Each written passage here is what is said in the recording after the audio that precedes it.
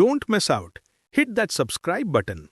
Hey everyone, if you're enjoying the videos here, please know that every single piece of content you watch is a true labor of love. Seriously, I pour my heart and soul into this channel. You see the final product, but you might not see the hours of research, the late nights spent editing, and the constant effort to learn new skills just to bring you the best possible videos.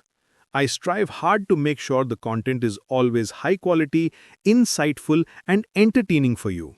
It's a demanding process, but it's completely worth it to share this journey with you. If you appreciate that effort and want to help the channel grow, the single best thing you can do is hit that subscribe button. Subscribing is completely free, but it makes a massive difference to me.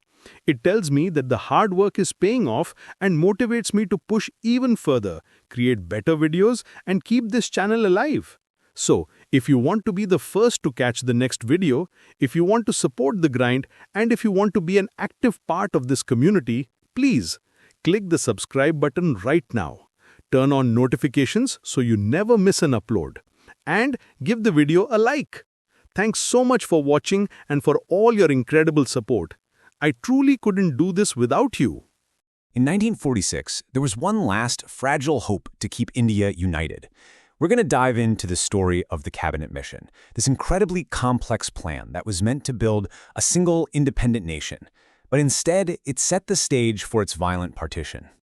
So here's how we're going to break it all down. First, we'll look at Britain's last-ditch plan and the really complex proposal they put on the table.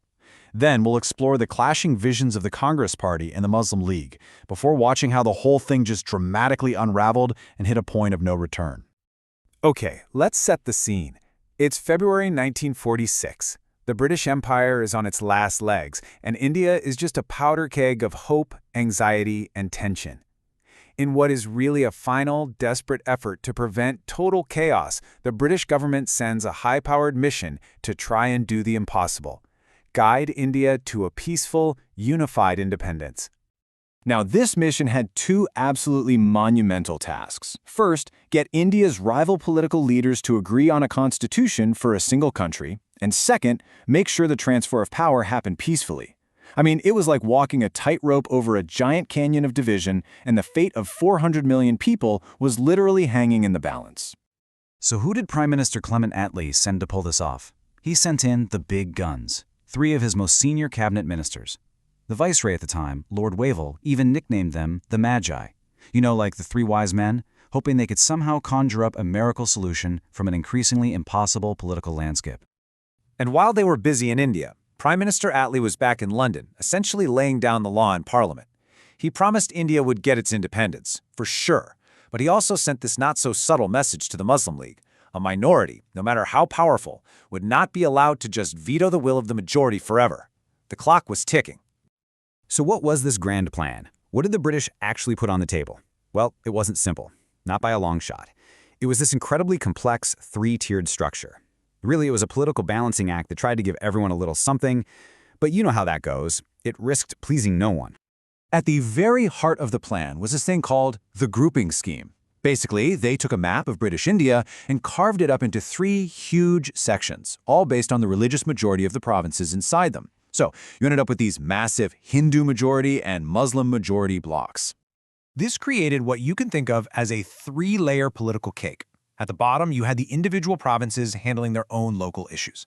In the middle, you had these new groups that would manage regional affairs. And then at the very, very top, a union center that was so weak, so toothless, it could only control 3 things: defense, foreign affairs, and communications. That's it. Okay, but here is the catch. And this is really important. It's all in the fine print. Provinces were forced to join their assigned group right from the start. They couldn't just say, no thanks. The chance to opt out, that only came after a whole new constitution was written, and after the first elections were held. This little detail, this delayed choice, yeah, that became a massive, massive point of conflict. So how did the Indian National Congress, the party representing the vast majority of the population, react? Well, they took one look at this plan and saw a future that they wanted absolutely nothing to do with. For powerful Congress leaders like Sardar Patel, the whole idea of splitting India up based on religion was just monstrous. He completely rejected the two-nation theory, which was really the philosophical bedrock of the Muslim League's entire argument. What Congress wanted instead was a powerful, centralized government. They believed they needed a strong center to pull the country out of poverty, to industrialize, to build a modern nation. A weak center like the one proposed was just a recipe for failure. And this idea of forcing any province, especially a Congress-led one like Assam, into a group against its will, that was a complete non-starter, a total deal-breaker. Okay, let's flip the coin. Let's look at the other side of the table. For Muhammad Ali Jinnah and the Muslim League, this whole plan wasn't about preserving a united India. Nope. For them, it was a means to an end. And you have to understand, the League walked into these talks holding some serious cards.